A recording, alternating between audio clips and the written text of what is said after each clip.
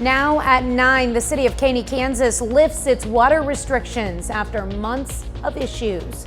Plus, we'll hear from some Monette, Missouri residents as they clean up following yesterday's severe weather. And students in Carthage go back to kindergarten to dig up a time capsule they buried more than a decade ago. The 4 states' most watched news starts now. This is KOAM News at 9 on Fox 14. I'm Tanya Bach. The Ascension Hospital System today announced it's investigating a possible cyber attack. Ascension, which owns Via Christi Hospital in Pittsburgh, says it detected unusual activity on its network systems yesterday. They say access to some systems, including clinical operations, have been interrupted. So far, they have not noticed any patient information as compromised. It's not clear if the Pittsburgh facility was affected. After months of dealing with a water shortage, the city of Caney, Kansas officially lifted its restrictions this week. With the recent rains, Caney's water reservoirs are at full capacity, allowing officials to take down the resolution for water conservation. KOAM's Fernanda Silva has more. In October and November, when we really started counting the days of how much water we had left, it got a little burdensome for people. But with the recent rains came comfort. The whole community, I mean, there's a sigh of relief that, hey, now we are going to come out of the drought. While most restrictions were lifted for the community and local businesses back in December, now people will see the signs of ease. They can water their gardens, they can water their grass, they can water their trees. Those were the things that, we were still kind of somewhat iffy about, just water use and overuse. Well, now it's use however much you want to pay for. But this was not their reality just a couple of months ago. Last summer, the water shortage in the city was considered the most critical level of the severity scale. As a result, residents could only use water for essential activities. The most restricted thing that we were doing that we're not anymore essentially has to do with the use of outdoor restrooms and things of that nature. The school district that went to a 4-day week schedule last semester to try to reduce the water usage says life is now back to normal. But the impacts of the restrictions are here to stay. The water restrictions has forced us all to think about things that we can do to conserve. So whether that be simple things like at home that you can do when you're brushing your teeth or limiting your shower usage or things of that nature where you're very conscious of that. It's hard to feel like you have permission to go ahead and use a lot of water after you've come through that still sticks in your mind. The hope now is for better days ahead. Now everybody's relieved to go in the summer with their gardens and their flower beds. In Caney, Fernanda Silva, KOAM News. And the city is now working to avoid the reoccurring problem in the future. Now, the goal is to connect a pipeline from Coffeyville to Caney's water tower. The project should cost almost $8 million and would be done by the end of 2025. Meteorologist Lindsay Gaffney joins us with a first look at weather. Well, sun started to go down and we've dropped nearly 10 degrees already. We're getting down to upper 50s for our low tonight. But for the next couple of days, we're clear. We don't have anything going on. No rain coming in until Sunday, which is a nice change of pace from all of the storms that we've gotten. Temperatures across the region, 66 in Fort Scott, 67 in Grove, 65 in Monette, 62 in Parsons, a little cooler out there. So we are dropping down to the mid to lower 60s right now. No rain, nothing going on tonight. We have clear skies for the next few days. We do still have a flood warning just north of Nevada for some of those rivers until Wednesday. But like I said, nothing going on. We had a few clouds earlier, but other than that, we're going to stay clear for the next several days. We do have a low pressure system moving in on Sunday that we'll talk more about in just a bit. Thanks, Lindsay. 4 staters are again cleaning up storm damage, and this time in Lawrence County, Missouri, after a tornado tore through that area yesterday afternoon. Now, KOAM's Anthony Saviello has the latest from the Monette area. As you can see behind me, the roof, part of the roof on this house is stripped away. Trees and branches are down, scattered all over yards. There are uprooted trees. The pavement itself is destroyed because of the trees that have fallen down. I spoke with one gentleman who said he saw the storms roll in and quickly realized the need to get inside and get into cover. House, and the wind got really high, and we heard stuff hitting the house, and just a minute it was gone, and came out, and trees blown over everywhere. Kevin Davis, along with many of his neighbors, took on the full force of Wednesday's tornado in Lawrence County. Now they are left to clean up the damage the storm left behind, but he's not alone. It's amazing the people that volunteer to come and help us clean up, and fortunately me and my neighbors, they've got farm tractors, and I've got backhoes, and we've got the equipment to do most of it ourselves, and we work together, and that's what brings us out of it, and that way it's not real hard on anybody. Davis says that he and his wife were at home with their grandson, all of them safe and accounted for. One family in this neighborhood took shelter in their basement as the tornado destroyed their barn. Though the damage is extensive, the people here made it through unscathed. Yeah, it's a good feeling. If you don't lose, you or any of your family, you've got it made. Absolutely. People out here have been working tirelessly all day, cleaning up damage, picking up debris, working together, working with each other to do their best to get back to something close to normal. Reporting in Lawrence County, Anthony Saviello, KOAM News. Well, Davis says fire crews and Liberty Electric worked overnight to clear roads throughout the county and restore power. A Northeast Oklahoma woman pleads guilty in a fatal hit-and-run case. The crash happened in February of 2022 in Miami, Oklahoma. Mindy McBrien of Fairland, Oklahoma, drove a vehicle that hit and killed Quang Jingji, a citizen of China who lived in Miami. McBrien entered a blind plea, meaning the sentence has not been determined, and she's due back in court in August. No one is seriously hurt after a semi-truck crashed into the back of a school bus today in Lawrence County, Missouri. The crash happened on Missouri 96 about 7 a.m. The bus slowed to make a left turn and the semi moved to pass on the right, but struck the bus. The impact spun the bus and slammed it into a rock bluff. Troopers say 2 children and a driver were on the bus at the time. Firefighters helped remove the semi-driver who was trapped in the cab, but again, no one was injured. The Miami School District today announced its new interim superintendent. It's a familiar face for students, Kenny Iverson. She previously served as assistant superintendent and has decades of experience in education. The district says it officially begins the search for a permanent superintendent on July 1st. It's graduation season across the 4 states, so some seniors in Carthage took a trip down memory lane. Members of the Carthage High School's class of 2024 that attended Mark Twain Elementary buried a time capsule way back in kindergarten. Today, they unearthed that capsule, which was filled with special trinkets that had importance to them at the time.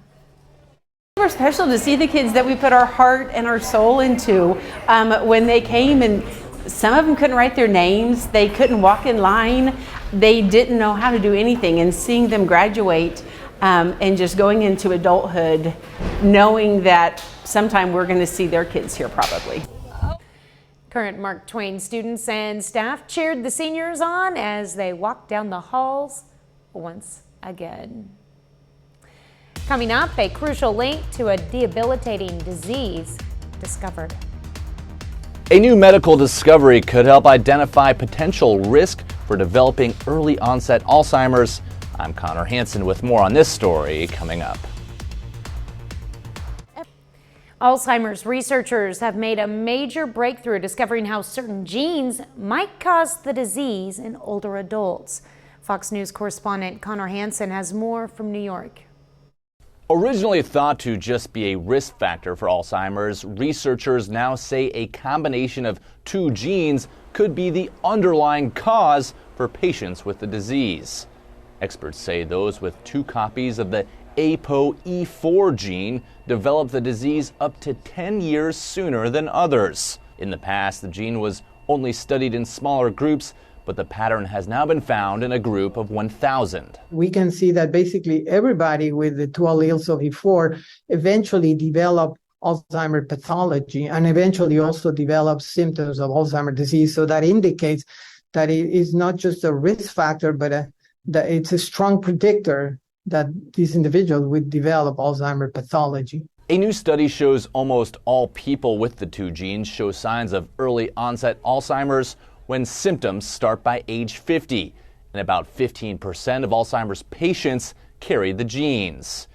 Researchers say the new information is crucial in their efforts to develop treatments for the disease. If you have a strong family history, where a number of relatives have died with early onset Alzheimer's disease, go talk to your doctor. I think that's a good message. Next month, the FDA will consider a new potential treatment from the drug company Eli Lilly that could help people in the early stages of the disease. That would be the second treatment to go on the market. More than 6 million Americans have Alzheimer's disease, but there is still no cure. In New York, Connor Hansen, Fox News. U.S. lawmakers introduced a bill aiming to limit the amount of heavy metals found in baby food. It would be accomplished through stronger regulation and enforcement by the FDA. Multiple reports in recent years have detailed concerning levels of the contaminants in foods made for babies and toddlers. The bill would direct the agency to develop maximum allowable limits for toxic heavy metals found in baby food more broadly. It would also set standards for testing of the final food products. Lindsay is next with a complete look at your forecast. And later, the college softball national tournament begins with Pitt State hosting Southern Arkansas. We'll have the highlights.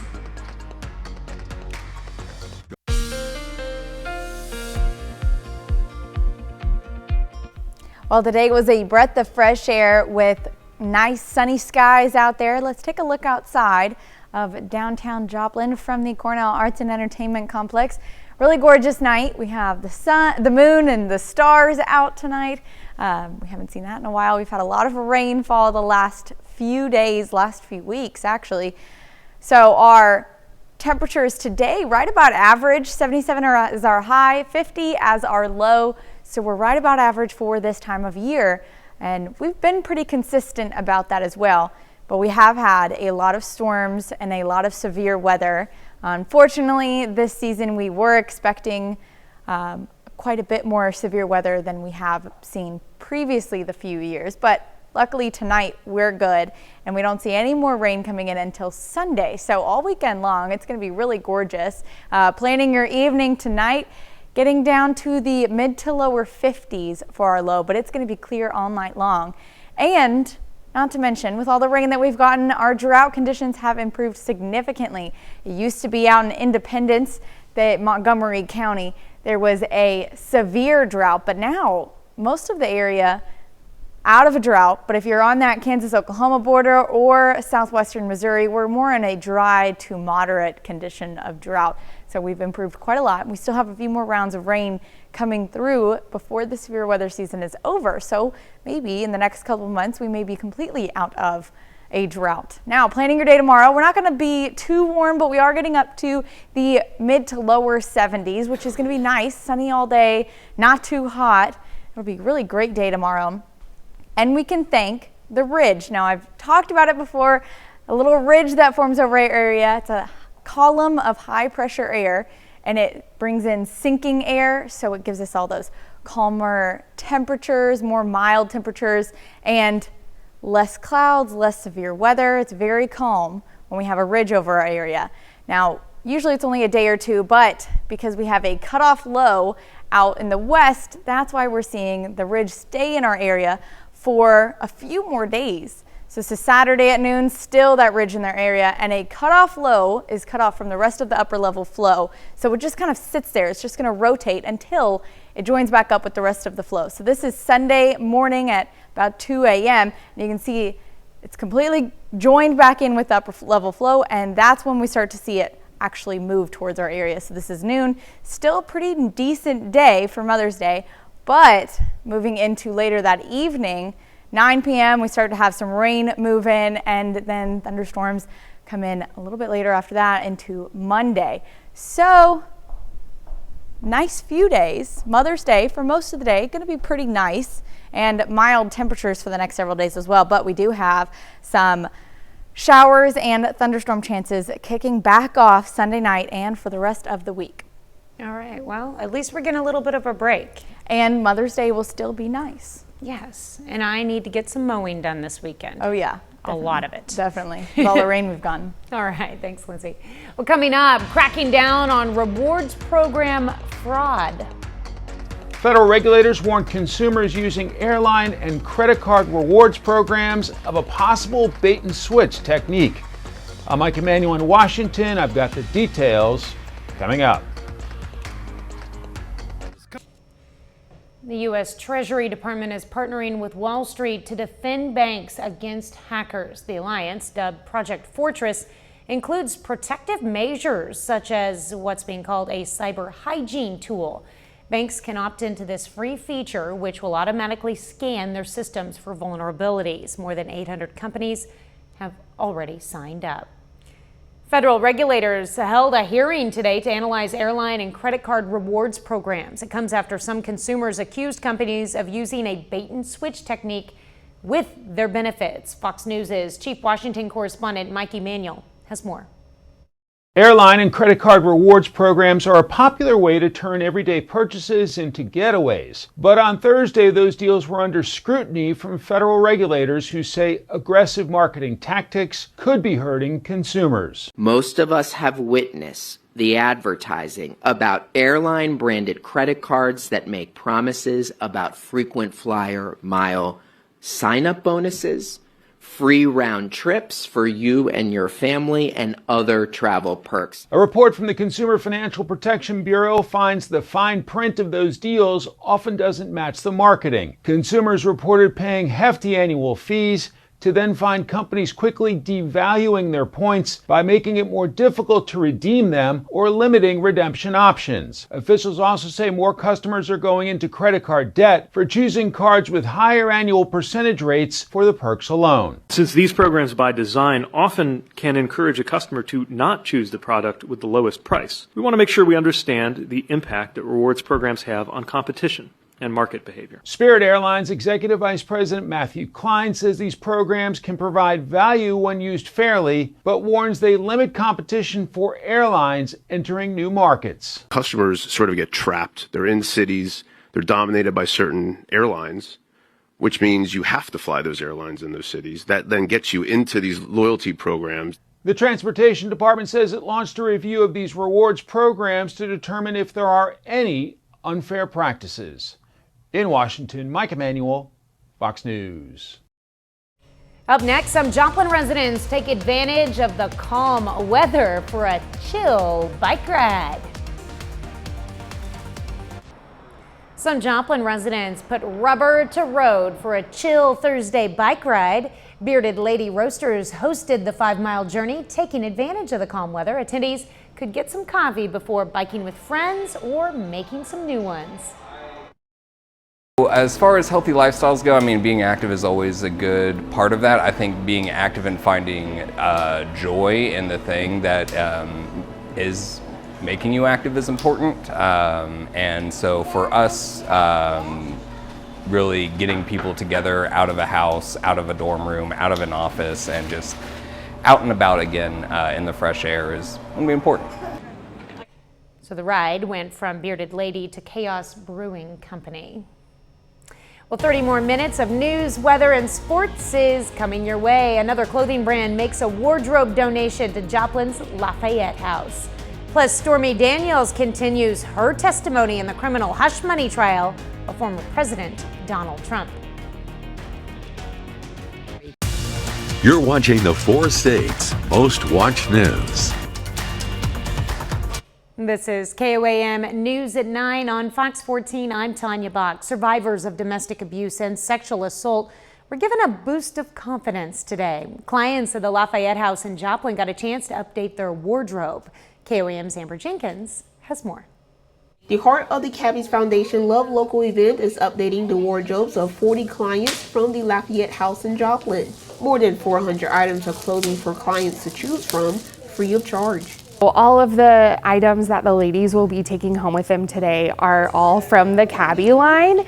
And so they're getting paired with a Cabby stylist to get a brand new wardrobe of items that they're able to wear to court or a job interview or just out in their daily lives, so they feel good about the items that are in their closet. This is the second year the Cabbies Foundation has chosen to donate to the Lafayette House clients for their impact on local domestic abuse victims. A year ago, we started our Love Local event, which we can apply for, and this is now our second time that we have been able to do it for the Lafayette House. So some of our clients last year, when they left, they just were beaming, and then we would see them wear their Cabby outfits after they came to the event, and it was so great. So we were really excited to be able to offer this for them again this year. Clients receive new Cabby outfits along with some accessories. We have put together just another little extra love kit. We have a Cabby scarf in there. We have some Cabby jewelry, toothpaste and toothbrushes, and we have makeup wipes, and just a little extras just to love on them and the ladies to take home for Mother's Day. The Cabby stylist's goal is making the clients look and feel their best despite their past. You know, everyone says, oh, it's so awesome what you're doing for these women, but the amazing thing is it's blessing us too. Reporting in Joplin, Amber Jenkins, KOAM News. This is the second time the Love Local event was held in Joplin. LifeWork Talent Consulting hosted its Women's Forum today at the Cornell Complex in Joplin. The forum is an event where women can learn about leadership development. Organizers of the event say the forum is designed to challenge, inspire, and grow influential female leaders in the civic, business, and nonprofit arenas. We help organizations with healthy cultures, strong people practices, building strong leadership and teams. So what we can do for organizations is come in, help them assess their people challenges, and then create a healthier organization. The forum included 60 hand-selected female leaders from organizations across the region, including Kansas City and Northwest Arkansas. Well, Stormy Daniels was back on the stand today, getting cross-examined by Donald Trump's attorney in his New York criminal trial. Lawyers spent part of the day trying to poke holes in testimony she made earlier this week. Fox News correspondent Connor Hansen has the story. I think you'll see some very revealing things today, and I want to thank my lawyers. They've done a very good job. Earlier in the week, prosecutors questioned Stormy Daniels through a lengthy account of her alleged affair with Donald Trump, including explicit details. When former President Trump's attorney Susan Nicholas had her turn, she aimed to discredit Daniels, trying to point out inconsistencies in her past accounts of the encounter. Nicholas also questioned Daniels about her motivations to get paid to stay silent versus wanting to get her story out. And Daniels was asked if she has continued to make a living off her encounter with Trump. What they're showing the jury now is that she had this economic motive all along, but also her credibility is in tatters. To hear a porn star testify in a fraud trial about the leader of the free world in his boxers on a bed about to commit an extramarital affair. That has no place in a fraud trial. Some legal experts say they're still waiting to see smoking gun evidence. Prosecutors need to prove Trump falsified business records to conceal a crime like trying to influence the 2016 election. Each day, supporters of the former president have joined him in the courtroom, like Florida Senator Rick Scott. And what he is going through is just despicable. It's a crime in this country to use the court system to go after your political opponents. After Stormy Daniels' testimony finished, prosecutors called a junior bookkeeper from the Trump organization to the stand. In New York, Connor Hansen, Fox News. Well, Mother's Day is just a few days away. A bit later, we'll have tips to show your love to mom without breaking the bank.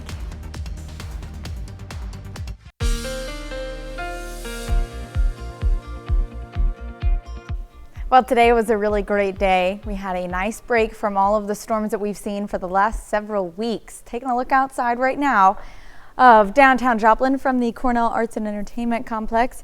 Gorgeous night. It's pretty clear out there as well, and we are only dropping down to the upper 50s, so we're not cooling down that much. We've been about average for most of the season. Our high today is 77 and our low about 50. So we're going to continue that streak of average temperatures for the next several days. We don't have any rain going on and likely not going to see any clouds in the area either, but we do have some rain that will be moving in Sunday evening. But let's take a look at the drought that we have been tracking all the way since before the storm season started. We were out in Montgomery County, so near Independence, we were in a severe drought. But now most of the area, if you're in the northern counties, you're not seeing any kind of drought conditions. But if you're right along the Kansas-Oklahoma border or southwestern Missouri, we're in more of a dry to moderate drought. But the storm season's not over. We still have quite a few more rounds of rain moving in for the next couple of weeks and into the end of the month. So we could see those drought conditions continue to improve. Now temperatures tomorrow getting up to the lower 70s to mid 70s across the region. So it is going to be pretty nice outside, sunny all day long, but we're not going to get too hot out there. And it's not going to be humid either, pretty dry, but we're not worried about any type of fire conditions because all of the rain that we've gotten, the ground is saturated, so we're set there. But for the next several days, we've got a ridge forming over our area. So this is Friday at noon. We've got that ridge, which is a high column of air bringing in sinking air, so we're seeing a lot more stable temperatures, not a lot of clouds, not a lot of rain or any type of severe weather. The sinking air really calms the environment down. So we see that stick around for the next several days. And if you can tell, this little low pressure system that is out there near Arizona, California, it's going to sit there. It's a cutoff low, so it's just going to keep rotating because it's not really a part of the upper level flow. So it's not having anything to drive it into our area. So this is Saturday noon. Still, we've got that little ridge and it hasn't reconnected until Sunday. That's when you can start to see the flow join back, that low pressure system join back in with the flow, and then that's when it'll start to move into our area, and then you can see rain starts to push in. So Sunday at noon, it's going to be pretty nice most of the day on Sunday for Mother's Day, but we do have those rain chances starting to push in closer to 9 p.m. and then rain continues Sunday night, and then we'll have those storm chances kick off for the rest of the week. So for the next couple of days into your weekend, going to be really gorgeous out there. Sunny skies, temperatures in the 70s, starting a little cooler on Friday, but warming up for the weekend. And then we have those rain chances and thunderstorm chances kick back off Sunday and for the rest of the week. All right, well, I'm enjoying this break. You know, me too. A couple more days. Well, hopefully we can get some stuff done outside. And for all of those that are picking up and the recovery efforts, they need a break too. They definitely do. Yeah, getting the intense storms after another, it's hard to recover from that. So I'm glad we're getting a few days. All right, thanks, Lindsay. Well, coming up in sports, Pittsburgh State softball opens up NCAA tournament play at home, plus Missouri Southern and Pitt State baseball square off in the MIAA tournament. John Dales has highlights from both of those games and more up next.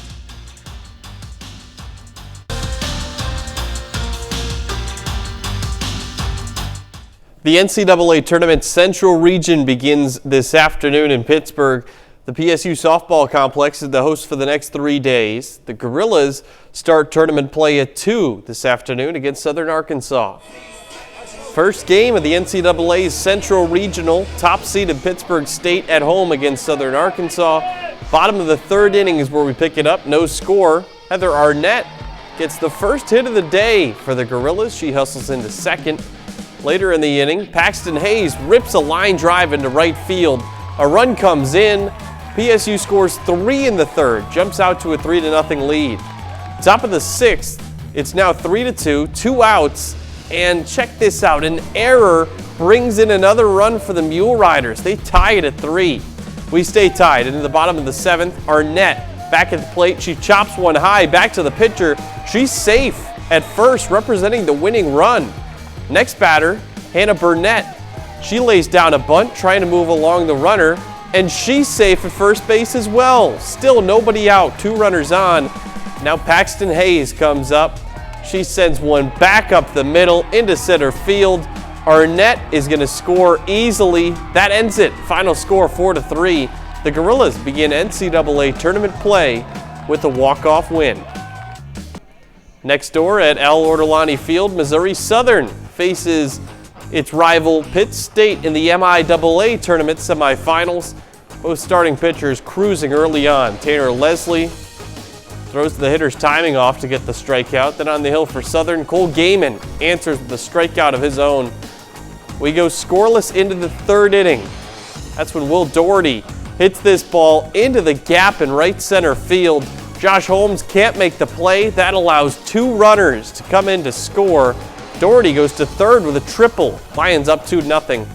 Now to the 5th, Drew Townsend sends a laser over the wall in right, gone for a solo homer. Southern leads 3-0. Now that was the first run of a 5-run inning. Into the 7th, Lions lead 9-1. Drew Townsend, check this out, makes the catch on the warning track. Cole Gaiman stares down the Pitt State dugout after he pitches 7 innings, only allowing 1 run. Missouri Southern goes on to win this one 9-5. Lions will play Washburn tomorrow morning at 11 a.m. Crowder baseball starts its postseason journey tonight as well. Rough Riders play State Fair in the opening round of the Region 16 tournament. They erase a 4-run deficit and win it 10-6, the final score. Rough Riders will play St. Louis Community College in the next round. That's tomorrow at 3 p.m. The NBA playoffs continue tonight in Oklahoma City. The Thunder host the Mavericks for Game 2 of the Western Conference semifinals at Paycom Center.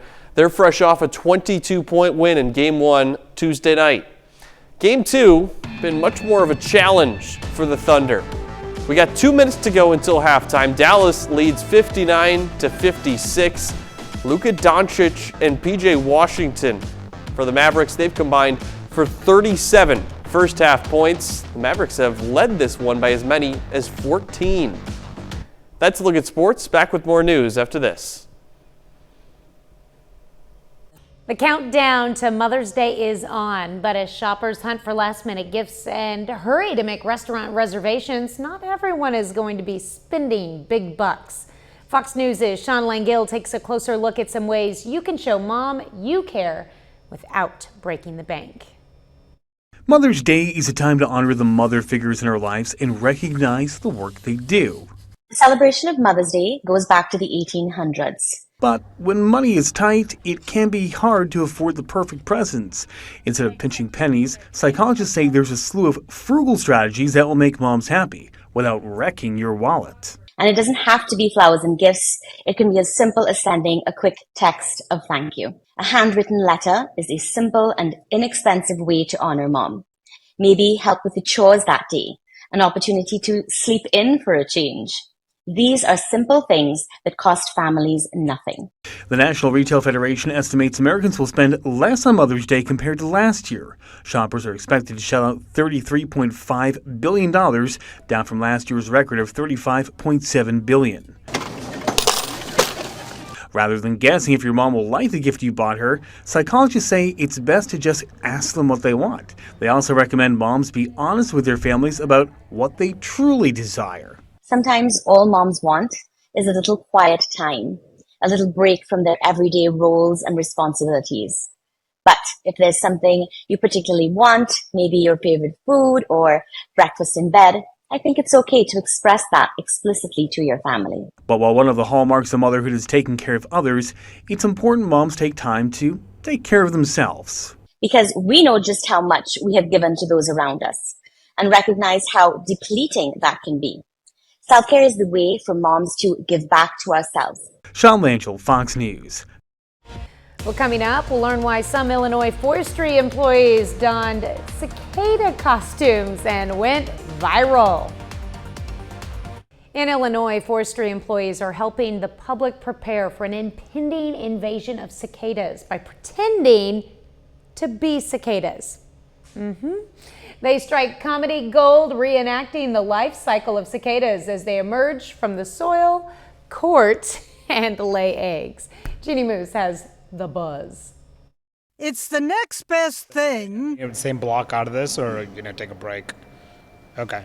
To having a cicada crawl on you. Oh my God. to prepare Illinois residents for the thrumming 17-year cicada invasion that's about to occur. And emerge when the temperatures are right. It's roughly around 64 degrees soil temperature. Employees from the DuPage County Forest Preserve. And they will crawl out of their exoskeletal shell. Recreated the life cycle of cicadas. Their wings become this really bright orange. Complete with red eyes and cardboard and cellophane wings. The males will go crawl up to the tops of the trees and start singing to attract mates. Jennifer Radzewski played the lead female cicada in a video she describes as really cheesy and, kind of low quality, but intentionally so. She will flick her wings at him and they will mate. The video went viral. This is Cicada Gold, educational and unhinged. Everyone's favorite part was an insect pickup line, ad-libbed by a ranger named Smokey. Say, girl, if I was a fruit fly, I'd land on you first because you're so sweet. The female lays eggs on a branch, kisses them goodbye. They hatch, portrayed with dazzling special effects. What was your whole budget for this thing? Basically $0. They snack on tree sap, then fall back to earth. They'll start burrowing into the ground, where they feed on plant roots. 17 years later, they reemerge. The only thing missing? You guys didn't reenact the mating. No, we kind of skipped right over that part.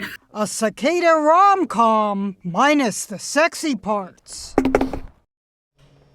I don't know, those wings are pretty sexy. That's our time for tonight. Thanks for joining us. We're going to leave you with video of llamas as the launch of Bolivia's Year of Camelids. Have a great night and an even better tomorrow.